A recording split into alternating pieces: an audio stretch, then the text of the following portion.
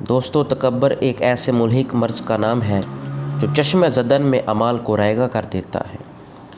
تکبر سے انسانی زندگی تباہی کے دہانے پر پہنچ جاتی ہے۔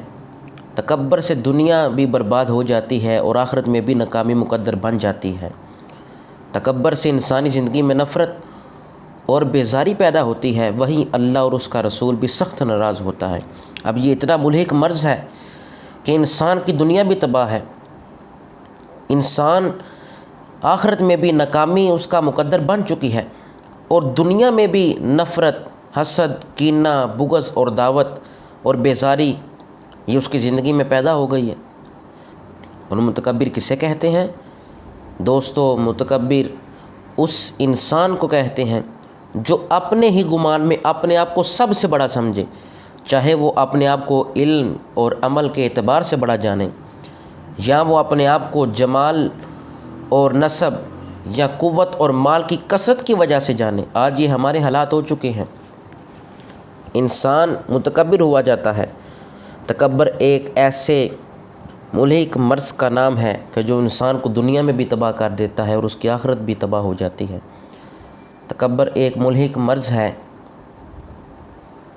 عالم بہت جلد علم کی جہت سے مغرور بنتا ہے اور اپنے ہی جی میں کمال علم سے واقف ہو کر اپنے آپ کو بڑا اور لوگوں کو حقیر اور جاہل جانتا ہے۔ اسی کا نام تو تکبر ہے، اور اس بات کا متوقع ہو جاتا ہے وہ شخص کہ اس کی تعظیم کی جائے۔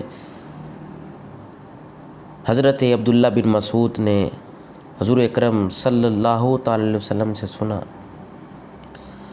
میرے حضور نے ارشاد فرمایا، جس شخص کے دل میں رائی کے دانے کے برابر بھی تکبر ہوا وہ جنت میں داخل نہیں ہوگا، یا قوت کے اعتبار سے ہو، فرمایا گیا علم کے اعتبار سے ہو، جمال کے اعتبار، کسی بھی اعتبار سے ہو، چاہے مال کے اعتبار سے ہے، چاہے علم کے اعتبار سے ہے، چاہے عمل کے اعتبار سے ہے، یا جمال و نسب کے اعتبار سے ہے، کسی بھی اعتبار سے رائی کے دانے کے برابر بھی کسی شخص کے دل میں بھی تکبر ہوا تو وہ جنت میں داخل نہیں کیا جائے گا۔ گھمنڈ بھی یہی ہے اور تکبر بھی یہی ہے۔ گھمنڈ بھی ہلاکت اور تباہی کو دعوت دیتا ہے، اور تکبر بھی ہلاکت اور تباہی کو دعوت دیتا ہے۔ ہاں، تواضع و انکساری یہی مومن کی شان ہے، اور یہی نجات کا سبب ہے کہ بندہ عاجزی و انکساری کرے، کسر نفسی کرے۔ جو متکبر اور مغرور ہوگا وہ بربادی اور ہلاکت اس کا مقدر ہوگی، اور جو متواضع اور منکسر مزاج ہوگا دنیا میں بھی کامرانیوں کی منازل سے ہمکنار ہوگا، اور آخرت میں بھی کامیابی اس کے قدم چومے گی۔